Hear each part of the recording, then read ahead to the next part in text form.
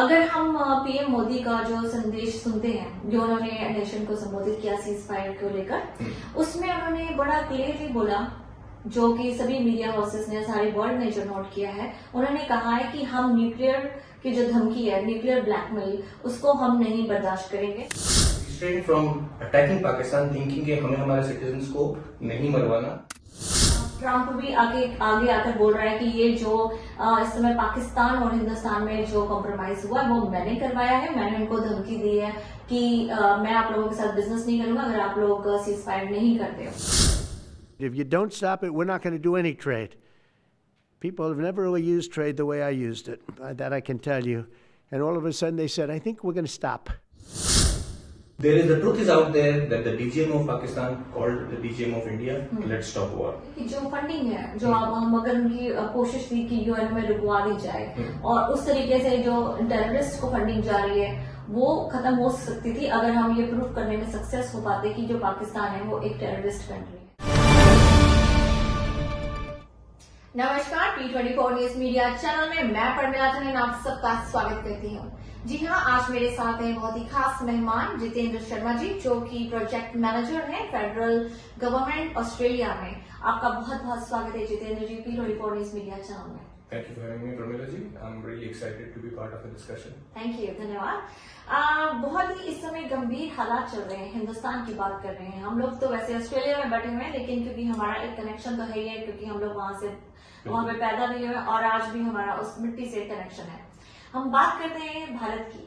हाल ही में भारत के प्रधानमंत्री श्री मोदी जी ने अब जो नेशन को संबोधित किया, उसमें उन्होंने बोला कि ऑपरेशन सिंदूर सीज फायर तो हो चुकी है, लेकिन ये ऑपरेशन सिंदूर अभी फिनिश नहीं हुआ।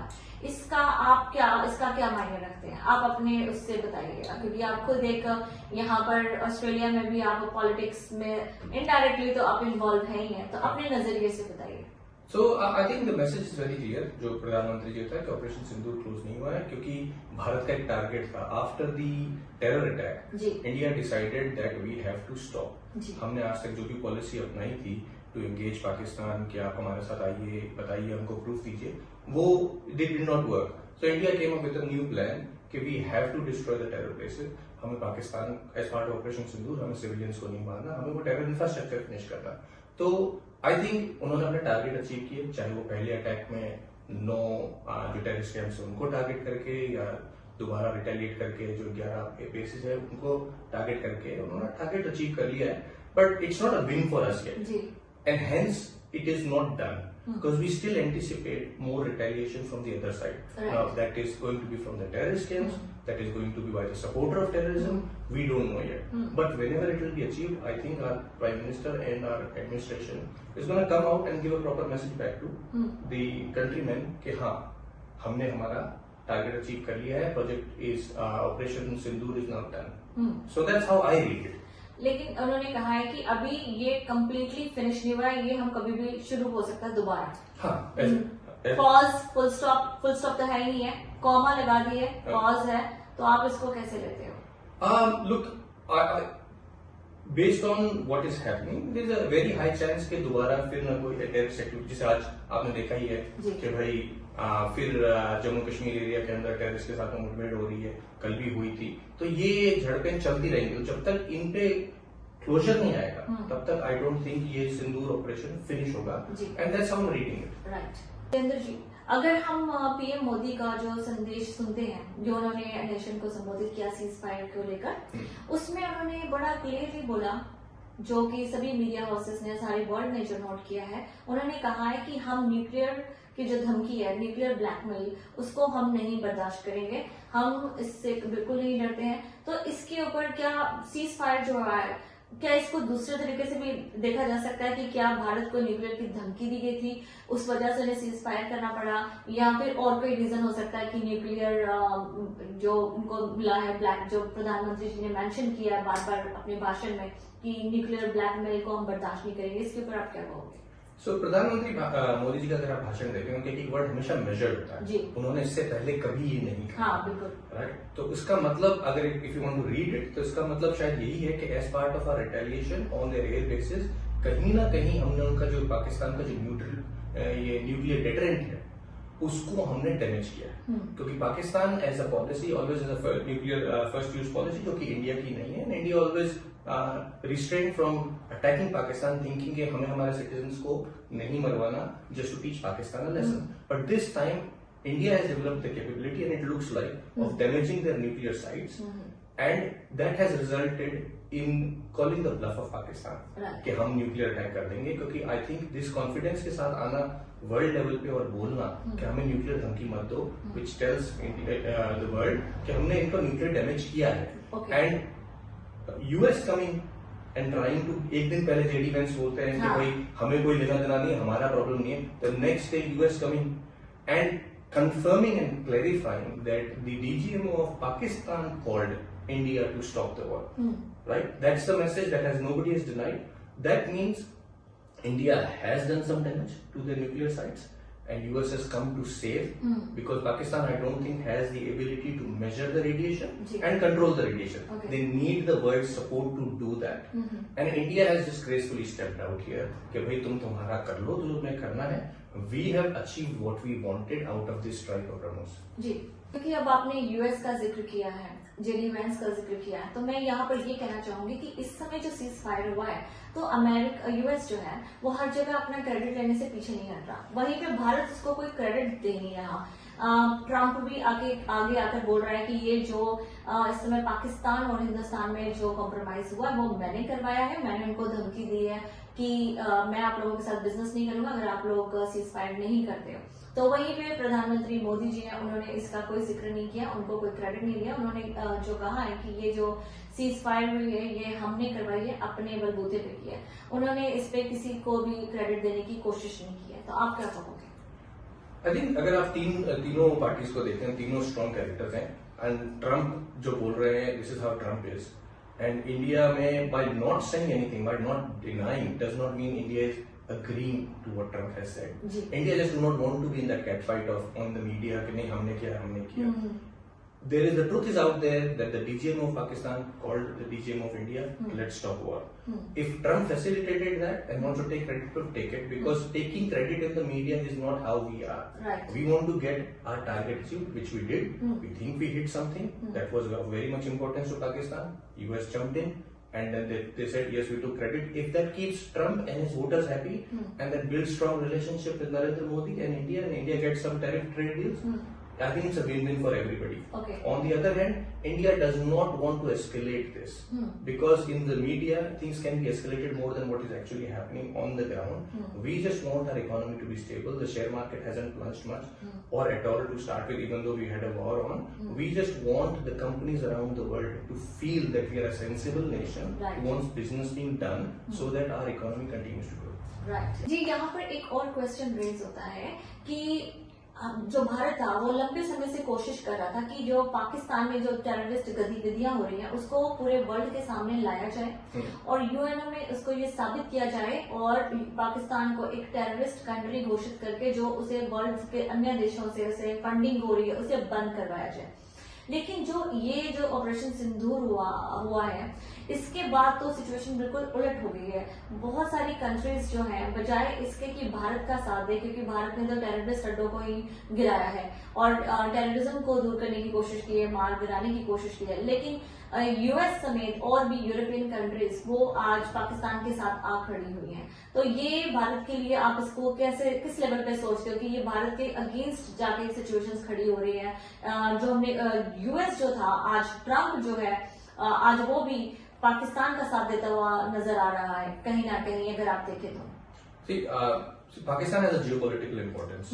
So US has a strategic advantage of supporting Pakistan. पर एक किसी कंट्री को आप एक टेररिस्ट कंट्री नहीं घोषित कर सके. आप एक अगर देखा जाए तो पाकिस्तान के अंदर 150 UN designated terror organizations हैं. So India has influenced, especially in the last 10 to 12 years, a lot of world opinion on Pakistan. And hence अगर आपने देखा होगा 2022 तक वो IMF में ग्रे लिस्टेड हुई थी, तो उनको कोई फंडिंग नहीं मिल रही थी. It was only after Ukraine war जब Pakistan decided to support America and send $250 million worth of ammunition to Ukraine. They came out of IMF grey list. And the world is supporting Pakistan because again you have to look at Pakistan is a poor country. They need money, right? If if the world stops its support, then the world will have another problem. 270 million people, 27 crore लोग हैं पाकिस्तान में. अगर उनके साथ में वही situation होती है जो सीरिया में होती है, जो इराक में, ये सब के सब रेफ्यूजी, जैसे अफगानिस्तान के काफी सारे लोग अफगान वॉर के दौरान पाकिस्तान आए, पाकिस्तान ने 17 लाख लोगों को वापस अफगानिस्तान भेजा. So they will have the same situation. So for the world and specially for India, a weak Pakistan is not a good situation. नहीं, एक चीज मैं यहाँ पे आपकी बात काटना चाहती हूँ, लेकिन जो पाकिस्तान है वो अपनी फंडिंग का इस्तेमाल टेररिज्म में ज्यादा करता है. उसका 70% तो उसका टेररिज्म के लिए जाता है जो आर्मी है यूज करती है, उसका 30% ही पब्लिक के पास जाता है. और पब्लिक भी ऐसी गवर्नमेंट को सपोर्ट करती है कि देखिए नेशन प्यार हम समझते हैं, लेकिन उनको समझना चाहिए कि उनकी जो सरकार है वो फंडिंग का ज्यादा इस्तेमाल कहाँ करती है. एक मिनट रुक जाते हैं. डेफिनेटली ट्रू है कि जो फंडिंग आती है वो आर्मी काफी बड़ा चंक यूज करता है. आर्मी उसको इनडायरेक्टली भारत के अगेंस्ट जो उनका कश्मीर का जो एजेंडा है उसको फंड करने के लिए टेररिज्म को फंड करता है. अगर लोग public, if it was educated, if I think the public is in the same situation that India was in the 70s, जब खाने का पता नहीं, रहने की जगह नहीं, education is an issue, health care is an issue. The only thing that unites the nation at the moment is the hatred towards India. If you pick up their books, it's a systematic brainwash. Right? So it's a systematic brainwash. People are not trained to challenge जैसे हम लोग हैं.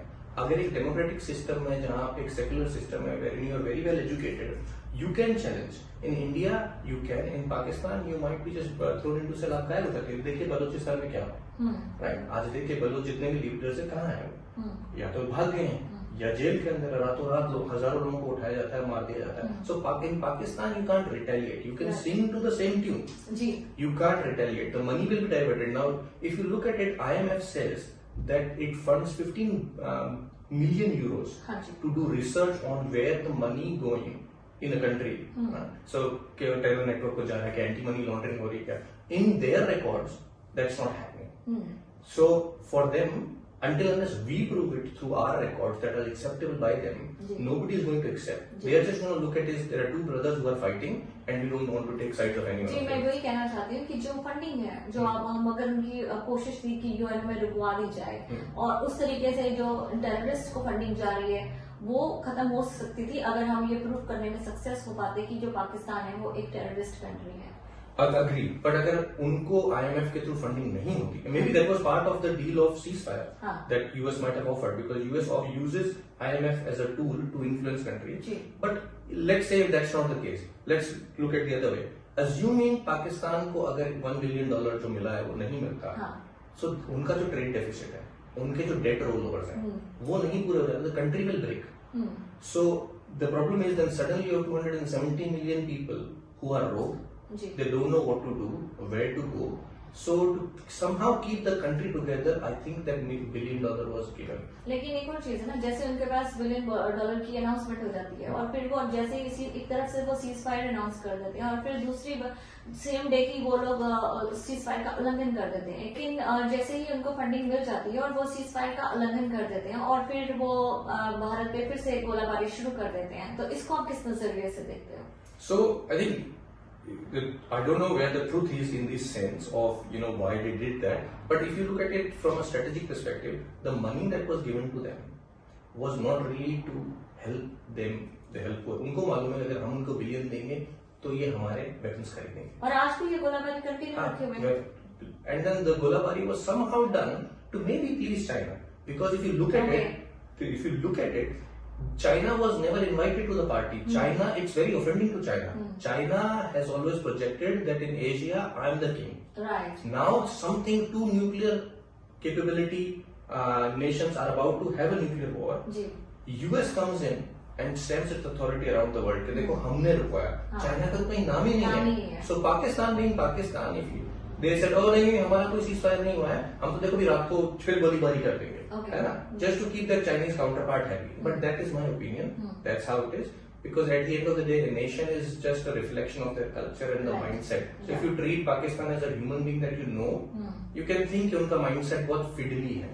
तो जितेंद्र जी, अगर हम बात करते हैं अभी, क्योंकि आपने चाइना को भी किया, तो असल में ऐसे बहुत सारे हमारे विशेषज्ञ हैं जो राजनीति के ज्ञानी हैं, उनका भी ये कहना है कि असल में ये जो वॉर था, जो सिंदूर ऑपरेशन हुआ, ये पाकिस्तान से तो था ही नहीं। असली तो जंग थी वो चाइना से थी। जो पाकिस्तान था वो तो एक तरीके से चाइना ने एक उनके कंधे पे बंदूक रख के चलाया है। तो आपने भी बोला ये चीज। अब ये भी सच है कि जो यूएस है वो चाइना को इम्पोर्टेंस नहीं दिलाना चाहता था। वो देख रहा था कि कहीं मेरी इम्पोर्टेंस खत्म ना हो जाए, तो इसलिए वो क्रेडिट में भी आ रहा है। तो आप इस पे चाइना का रोल कितना आप इसमें उसको तवज्जो देना चाहोगे इस पर? आई थिंक स्पॉट ऑन भी हो सकता है, बिकॉज अगर आप देखें टैरिफ्स की वजह से a lot of Chinese businesses that are located in China are moving out of China. India, of course, is not where China is in terms of manufacturing and everything. Technology. But technology, so we do not have the manpower, the infrastructure yet, जिस पे China है. But again, we are where China was say 20 years ago or 15 years ago. So we have the potential. अब जैसे Apple ने announce किया कि उनके सारे iPhones इंडिया से ही बनेंगे, right? तो अगर इतनी बड़ी कंपनी फॉक्सकॉन का ऑफिस है, तो सारी कंपनी धीरे धीरे इंडिया में आएगी। So it is not going to give a huge dent to China. China उससे खत्म नहीं हो जाएगा, पर चाइना एक अगर उसकी पर्सनैलिटी देखें तो बहुत ही प्राइड वाला नेशन है, अपना स्टेटस मेंटेन करके रखता है कहीं पे भी। तो उसके लिए it's more like a fear of कि मेरा पावर और जो इन्फ्लुएंस इकोनॉमी को कम हो जाएगा अगर इंडिया में सारा काम जाएगा। So we just need to create some instability in the country. Of course Chinese won't do it. Chinese are very smart. They'll hire goons. And Pakistani army has always been an army for hire.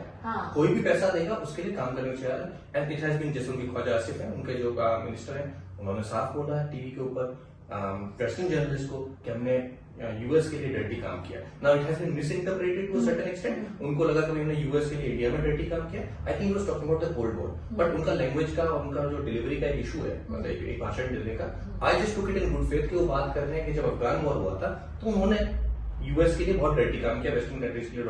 But the message is that Pakistan army is happy to work for money. जो पैसे देगा उसके लिए काम करेंगे। So China, and now that the US satellite agency, जिनके through एक company registered थी, BSI, I can't remember the exact name. That company 2 months ago requested जिस लोकेशन पे टेरर अटैक हुआ, 26 सिविलियंस मारे गए, हिंदू सिविलियंस उनको मारे गए हैं, वो उसका लोकेशन की जियोग्राफिक सैटेलाइट इमेजरी मांगी गई है by a brand company that is owned by Pakistani and has links with ISI. So the plan was way beforehand, and that sort of planning is only done by China. Pakistanis are very reactive. Chinese are the ones who has a strategy. So I am pretty confident it was China's way of trying to reduce the influence of India in the area, and also reduce the, if you look at it, psychological warfare. There's never been an instance जब किसी भी terrorist ने आके बोला हो कि हिंदू है मारो। You look at the word. There's never been an instance जब उन्होंने कहा कि कलमा पढ़ो और मारो। कलमा इज जस्ट लाइक गायत्री मंत्र फॉर अस, राइट? नोबडी, कोई भी अब रिलीजियस को फॉलो करने वाला बंदा अपने अच्छी चीज का बुरी चीज के लिए यूज नहीं करेगा। तो this was primarily to instigate Indians, get India into war, जो कि वो यूक्रेन वाले टाइम भी नहीं कर पाए, जब वो इजराइल वाले टाइम भी नहीं कर पाए। China has been unsuccessful so far. This was like अब तो जनता पीछे पड़ेगी मोदी जी के। जो भी प्राइम मिनिस्टर, मोदी जी होता, कोई और प्राइम मिनिस्टर होता, उनके पीछे पड़ेगी, बोलो मारो इनको, नहीं मारोगे तो भी हम अगले इलेक्शन में भूल जाओ, तो मोदी जी की पॉपुलैरिटी कम होगी। तो दैट डेफिनेटली इतना थॉट प्रोसेस, इतना साइकोलॉजिकल प्रेशर सिर्फ चाइना की स्ट्रेटेजी से ही आ सकता है। That's my opinion on this. तो जितेंद्र जी, धन्यवाद आपका कि जो आपने हमारे जो प्रश्नों के उत्तर थे, ये जो प्रश्न है, क्योंकि हम लोग बाहर हैं ऑस्ट्रेलिया में, नो डाउट कि आज ये हर दूसरे इंसान के अंदर ये क्वेश्चंस चल रहे होते हैं, तो जो मैंने कोशिश की कि मैं अपने चैनल के माध्यम से उनके कुछ क्वेश्चंस के आंसर्स दे सकूं। तो बहुत बहुत धन्यवाद आपका। और अगले एपिसोड में हम आपके साथ ऑस्ट्रेलियन पॉलिटिक्स के ऊपर भी बात करेंगे, जो अभी एंथनी एल्बनीज़ जो आए हैं, क्योंकि आप इस समय ऑस्ट्रेलियन गवर्नमेंट के साथ भी वर्क कर रहे हैं, तो नेक्स्ट एपिसोड में हम उसके ऊपर भी आपके साथ बातचीत करेंगे। तो हमसे बात करने के लिए आपका बहुत बहुत धन्यवाद, और जरूर अपने अगले एपिसोड में आपके साथ और क्वेश्चंस के साथ, एक नई एपिसोड के साथ हम दोबारा जितेंद्र शर्मा जी के साथ आएंगे। हमसे बात करने के लिए, हमारे स्टूडियो में आने के लिए आपका धन्यवाद। Thank you very much, it was very nice, it's pleasure for me. जी, देश और दुनिया से जुड़े रहें और देखते रहें T24 news media channel, your voice your nation.